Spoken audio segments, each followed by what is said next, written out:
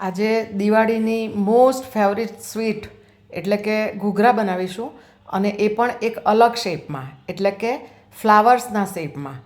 અને ઘૂઘરાનું બહારનું પડ એકદમ સરસ ક્રિસ્પીની સાથે સોફ્ટ, અને તળતી વખતે ગરમ તેલમાં એક પણ ઘૂઘરો ફૂટે નહીં એ રીતે બનાવીશું.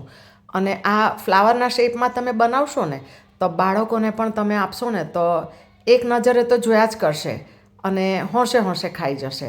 કાંગરી પાડવાની મહેનત વિના ઘૂઘરા બનાવવાની શરૂઆત કરીશું. નમસ્કાર, હું કલ્પના અજય નાયક. મારા કિચનમાં આપ સૌનું સ્વાગત છે. તો પહેલાં આપણે સ્ટફિંગ બનાવીશું. તો એને માટે આ રવો લીધો છે અને પોણો કપ જેટલો રવો લીધો છે. એને એક વાટકીમાં લઈ લઉં છું અને ત્યારબાદ અડધા કપ જેટલું ઘી લીધું છે, દેશી ઘી. અને ગેસ પર એક કઢાઈ મૂકી છે. એમાંથી અડધા કપમાંથી આપણે થોડું થોડું ઘી ઉમેરીશું. ઘી ગરમ થાય એટલે મેઝરમેન્ટના 3/4 કપ એટલે કે પોણો કપ જેટલો રવો ઉમેરી દઈએ. અને ગેસની ફ્લેમને મીડિયમ ટુ સ્લોની વચ્ચે રાખવાની અને રવાને શેકતા જઈશું. અને આ ઘૂઘરામાં વપરાયેલ તમામ ઇન્ગ્રેડિયન્ટ્સનું લિસ્ટ મેં નીચે ડિસ્ક્રિપ્શન બોક્સમાં આપેલું છે, તમે ત્યાં જઈને જોઈ શકો છો. રવાને 4 મિનિટ શેકો ને એટલે એનું ઘી છૂટું પડવા માંડશે.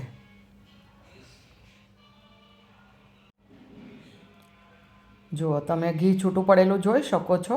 તો હવે ચણાનો લોટ ઉમેરીશું. તો આ મેઝરમેન્ટની ટેબલ સ્પૂનનું માપ છે, તો મેં 3 ટેબલ સ્પૂન જેટલો ઉમેર્યો છે. આ રીતે થોડો ચણાનો લોટ ઉમેરવાથી બાઇન્ડિંગ પણ આવશે, ટેસ્ટમાં પણ સરસ લાગશે અને આપણા સ્ટફિંગનો કલર પણ સરસ આવશે. થોડા ઘીની જરૂર લાગે છે તો આપણે જે અડધો કપ લીધેલું છે એમાંથી જ મેં ફરીથી ઉમેર્યું છે. અને આ અગાઉ મેં ઘૂઘરાની રેસીપી મૂકી હતી, એની અંદર મેં થોડો ઘઉંનો લોટ પણ ઉમેર્યો હતો, પરંતુ આજે મેં ફક્ત ચણાનો લોટ અને રવાથી બનાવ્યા છે. તો જુઓ, આ રીતે હલાવતા જવાનું અને સરસ સુગંધ આવે ને ત્યાં સુધી શેકવાનું છે. ગેસની ફ્લેમને હાઈ બિલકુલ નહીં કરતા, નહીંતર રવો અને ચણાનો લોટ જલ્દી શેકાઈ જશે અને સ્વાદ બરાબર નહીં આવે. અને આવી અવનવી વાનગી જોવા માટે આ ચેનલને જો તમે હજી સબસ્ક્રાઈબ ના કરી હોય તો જલ્દી કરજો અને બેલ આઇકોન જરૂરથી પ્રેસ કરજો, કે જેથી હું જ્યારે નવી રેસીપીનો વિડીયો મૂકું કે તરત તમને એનું નોટિફિકેશન મળે અને તમે તરત મારી રેસીપીના વિડીયોને જોઈ શકો. તો જુઓ, તમે કલર બદલાયેલો જોઈ શકો છો.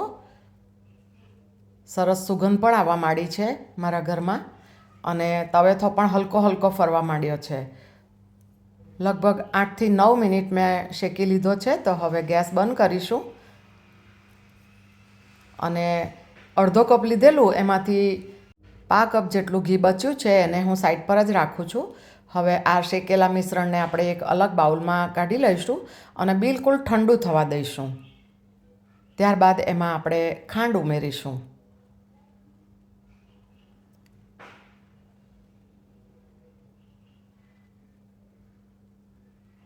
હવે મિશ્રણ ઠંડુ થઈ ગયા બાદ એક ખલ લીધો છે, એમાં 1/4 ટીસ્પૂન થાય ને એટલું જાયફળનો ટુકડો લીધો છે અને 5 થી 6 ઇલાયચીના દાણા કાઢી લીધા છે. તો જાયફળ અને ઇલાયચી બંનેને આપણે આની અંદર ખાંડી લઈએ. હવે આ શેકેલો લોટ ઠંડો થઈ ગયો છે, તો ખાંડ ઉમેરતા પહેલાં એને હાથ વડે સારી રીતે મસળી લઈશું એટલે સોફ્ટ બની જશે. દિવાળીના ઘૂઘરા, મઠિયા, ચોળાફળી, ગાંઠિયા, ચેવડો બધી રેસીપી મેં આ ચેનલ પર ચોક્કસ માપ અને ટીપ સાથે પોસ્ટ કરેલી છે. અને તમે પ્લેલિસ્ટમાં દિવાળી નાસ્તા સર્ચ કરશો ને તો બધા જ નાસ્તા તમને જોવા મળશે. રવા મેંદાની પૂરી, ઘઉંના લોટની ફરસી પૂરી, કાળી ચૌદસના વડા, દૂધપાક, લાપસી વગેરે બધું જ તમને જોવા મળશે. તો હવે આ ઇલાયચી અને જાયફળનો પાવડર ઉમેરી દઈશું. અને તમે દિવાળીમાં કયા કયા નાસ્તા બનાવ્યા એ મને કોમેન્ટમાં જરૂરથી જણાવજો. હવે આ અડધો કપ જેટલી દળેલી ખાંડ લીધી છે. તમને જો ગળપણ વધારે પસંદ હોય ને તો પોણા કપ રવાની સામે પોણો કપ ખાંડ લઈ લેજો. થોડી પહેલાં ઉમેરી છે અને હાથ વડે સારી રીતે મિક્સ કરીશું અને જરૂર જણાય એટલે ફરીથી ઉમેરીશું. તો મેં બધી ખાંડ ઉમેરી દીધી છે, એટલે કે અડધો કપ ખાંડ ઉમેરી છે. અને અમારા ઘરે આ ઘૂઘરામાં અંદર ડ્રાયફ્રૂટ વગેરે નથી ઉમેરવામાં આવતા, ફક્ત આ ઇલાયચી અને જાયફળનો પાવડર જ ઉમેરવામાં આવે છે. તમને જો પસંદ હોય તો તમે ઉમેરી શકો. તો જુઓ, આપણું આ મિશ્રણ તૈયાર થઈ ગયું. આપણે ચણાનો કે રવાનો લાડુ કરીએ ને એટલો લચકાભેર નથી બનાવવાનો, એ યાદ રાખવાનું. અને મેં એક્સ્ટ્રા ઘી નથી ઉમેર્યું, અડધા કપમાંથી જે બચ્યું હતું એ જ એમનું એમ છે. તો હવે ઘૂઘરા ભરવા માટે આપણું આ સ્ટફિંગ રેડી થઈ ગયું. આ રીતે તમે હાથ વડે નાની કોટી વાળો ને તો છૂટું નહીં પડી જાય એ રીતનું હોવું જોઈએ, અને ઘીથી લસલસતું પણ નહીં હોવું જોઈએ. તમે વધારે ઘી નાખશો ને તો ઘૂઘરા તળતી વખતે ફૂટશે. હવે બહારના પડ માટે આપણે લોટ બાંધીશું. તો એને માટે મેંદો લઈશું. 1 કપ મેંદો લીધો છે અને બીજો અડધો કપ લીધો છે, એટલે કે 1.5 કપ મેંદો. અને આ રવો લીધો છે, બારીકવાળો રવો, 1/4 કપ જેટલો. થોડો રવો ઉમેરવાથી આ બહારના પડમાં સરસ ક્રંચ આવશે. હવે આ 2 ટેબલસ્પૂન જેટલું દેશી ઘીનું મોણ ઉમેરીએ અને 3 ટેબલસ્પૂન જેટલું તેલનું મોણ દઈશું. તમે એકલા ઘીનું મોણ પણ દઈ શકો. અને ઘી તથા તેલના મોણને બધા લોટ સાથે સારી રીતે મિક્સ કરવાનું છે.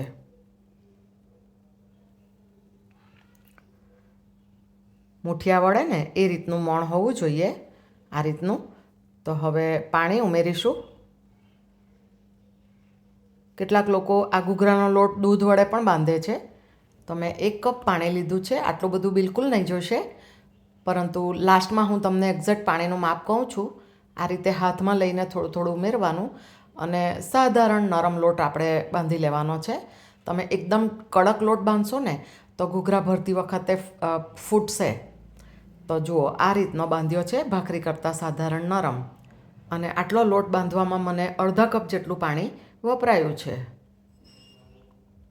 ઘી અને તેલની જે કટોરી હતી મોણવાળી, એમાં મેં આ લોટને જરા લૂછી લીધો છે અને હાથ વડે જરા એને 2 થી 3 વાર મસળી લઈએ અને ત્યારબાદ ઘૂઘરા ભરીશું. તો હવે એમાંથી લુવા કરી લઈએ પૂરી જેવા. બધા એક સામટા લુવા નહીં કરવાના, નહીંતર આ લોટ સુકાઈ જશે. 3-4 પૂરીના લુવા કરવાના અને ભરી લેવાની. અને તમે એકલા હાથે ભરવાના હો ને તો થોડીવાર આ લોટને ઢાંકીને પણ રાખવાનો, 2-3 લુવા બહાર રાખીને. હવે પૂરી વણી લઈએ. નોર્મલ થિકનેસવાળી પૂરી વણીશું.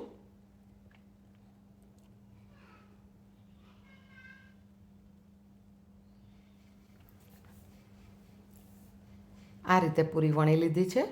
હવે આપણે જે સ્ટફિંગ બનાવેલું એમાં હાથ વડે આપણે આ રીતે થોડું ટાઈટ કરી લઈએ ને ગોળી જેવું, તો ભરવાનું ઇઝી રહેશે. હવે આ નોર્મલ દૂધ લીધું છે, ગરમ કે ઠંડુ નથી, સામાન્ય ટેમ્પરેચરવાળું છે. એને પૂરીની કિનારી પર લગાવી દઈએ અને આ રીતે બંને કિનારને ભેગી કરી દેવાની.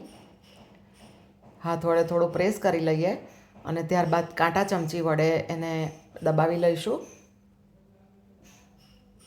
અને ત્યારબાદ લાકડાનું આ એક સાધન છે મારી પાસે, તમે ચમચી વડે પણ કરી શકો.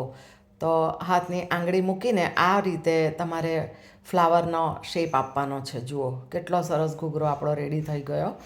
તો આ રીતે આપણે બાકીના બીજા બધા ઘૂઘરા પણ ભરી લઈશું. તમે ગોટી નહીં વાળો સ્ટફિંગની અને આ રીતે થોડું સાચવીને સ્ટફિંગ મૂકો ને તો પણ ઇઝી રહેશે. દૂધની કિનારી આપણે ફેરવી દેવાની.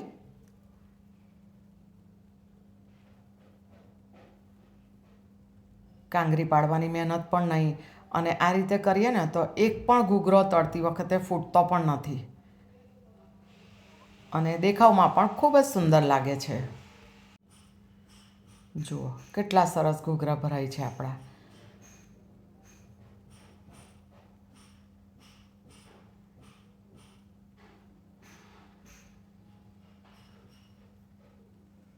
અને મારી પાસે એક ચમચી છે, બહુ વર્ષો જૂની છે, આ રીતે કટર જેવી. તો આ રીતે કટર વડે મેં કાપીને આની અગાઉ વિડીયો 2 વખત મૂક્યા છે. એક મિની ઘૂઘરા, 1 બાઇટ ઘૂઘરા, અને એક નોર્મલ સાઇઝના ઘૂઘરા આ ચમચી વડે કાપીને મેં મૂક્યા છે. તમને જો કાંગરી પાડતા ફાવે ને તો તમે કાંગરી પણ પાડી શકો. અને 5 થી 7 ઘૂઘરા ભરાઈ જાય ને એટલે મલમલના સાધારણ ભીના કપડાં વડે એને ઢાંકીને રાખવાના છે. હવે ઘૂઘરા તળવા માટે મેં કઢાઈમાં દેશી ઘી મૂક્યું છે.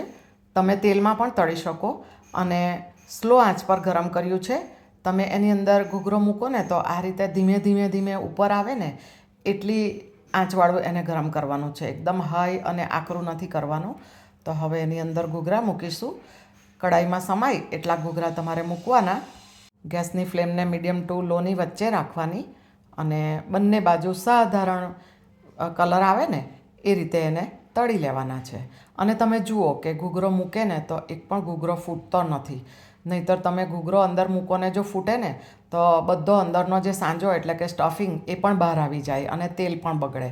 તો આપણા કેટલા સરસ ફ્લાવર શેપના ઘૂઘરા રેડી થઈ ગયા જુઓ. અને એનો ક્રંચ તો તમે જોઈને જ અનુભવી શકો કે કેટલા સરસ ક્રન્ચી થયા છે. એટલે આપણા બહારના પડનું જે મોણનું માપ છે ને એ પણ પરફેક્ટ છે. અને લોટનું જે ટેક્સચર એટલે કે પ્રોપર નરમ પણ રાખ્યો છે. જેટલો જોઈએ એટલો. વધારે પડતો નરમ તમે રાખશો ને તો પણ તમારા ઘૂઘરા ચીવડ થઈ જશે. અને હાઈ ફ્લેમ પર નહીં તળવાના એ પણ ખાસ યાદ રાખવાનું. કેટલા સરસ આપણા ઘૂઘરા રેડી થઈ ગયા છે જુઓ. અને આ ઘૂઘરાની રેસીપી તમને કેવી લાગી એ મને કોમેન્ટ બોક્સમાં જરૂરથી જણાવજો. અને આ વિડીયો તમે કયા સિટીમાંથી એટલે કે કઈ જગ્યાએથી જોઈ રહ્યા છો એ મને કોમેન્ટમાં જરૂરથી લખજો કે જેથી મને પણ જાણીને આનંદ થાય કે મારા વ્યૂઅર્સ કઈ કઈ જગ્યાએથી મને સપોર્ટ કરી રહ્યા છે. તો આ થયા આપણા ફ્લાવર શેપના સરસ મજાના ઘૂઘરા. અને હું તોડું ને ત્યારે જોજો કે પળ પણ એકદમ સરસ થયું છે. અને રેસીપી ગમે તો વિડીયોને લાઈક અને શેર કરજો. અને દિવાળીમાં તમારું અને પરિવારનું તથા ખાસ કરીને નાના બાળકોનું ખૂબ જ ધ્યાન રાખજો. અને આવજો.